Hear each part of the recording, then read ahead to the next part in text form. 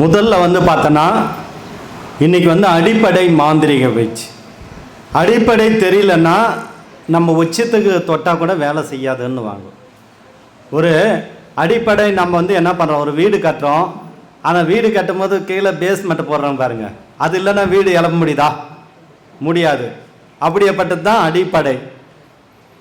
ஆனால் எல்லா மந்திரம் என்ன பண்ணுறாங்க, டைரெக்டாக காளி வராகி முனீஸ்வர் பெரிய தெய்வங்களை டைரெக்டாக மேல் மாடியை கொடுத்துட்றாங்க. அது என்ன, அது கீழே இல்லாததுனால பேஸ்மெண்ட் இல்லாததுனால யாரும் சக்ஸஸ் பண்ண முடியாது. அதனால் அடிப்படை தெரிஞ்சால்தான் நம்ம எதையும் சாதிக்க முடியும். அடிப்படை தெரியலன்னா எதையும் சாதிக்க முடியாது. அந்த அடிப்படை மாந்திரிக பயிற்சின்றது வந்து கணபதி மாந்திரிக பயிற்சி.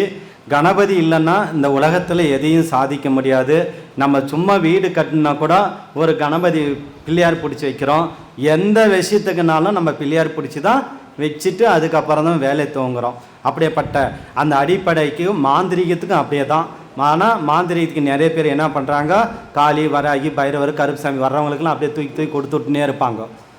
ஆனால் அடிப்படைக்கு உண்டான தெய்வத்தை யாரும் ஒழுங்காக பயன்படுத்துறதில்ல. அதனால தான் எல்லாருக்கும் மாந்திரிகம் சித்தியாகிறதுல தடைகள் வந்துடுது, பிரச்சனைகள் வந்துடுது, ஏதாவது ஒரு கஷ்டங்கள் வர்றது. இதுக்கெல்லாம் காரணம் அடிப்படை தெரியாதனால்தான். அப்போது அடிப்படைக்கு வந்து இந்த மாந்திரிக பயிற்சி தான் மிக முக்கியம். அடிப்படை இது ஒன்று இருந்தால் நீ என்ன வேணாலும் சாதிக்கலாம். அடிப்படை தெரிஞ்சிங்கன்னா உலகத்தில் நம்ம எந்த வேணாலும் சாதிக்கலாம். அதே போல் வந்து பார்த்தோன்னா மாந்திரிக பயிற்சி வந்து பார்த்தோன்னா எப்படின்னா எல்லா இடத்துலையும் நிறைய புக்கு கொடுத்துருவாங்க, நிறைய எக்கச்சக்கமாக மந்திரம் கொடுத்துருவாங்க. இங்கே அப்படியெல்லாம் கிடையாது. ஒரே மந்திரம் ஒரே சக்கரம் தான் போதுங்க. ஒரு மந்திரம் ஒரு சக்கரம் நம்ம மாந்திரிகத்துக்கு அவ்வளோதான். ஒரு மூலிகை 2 மூலிகை அவ்வளோதான்.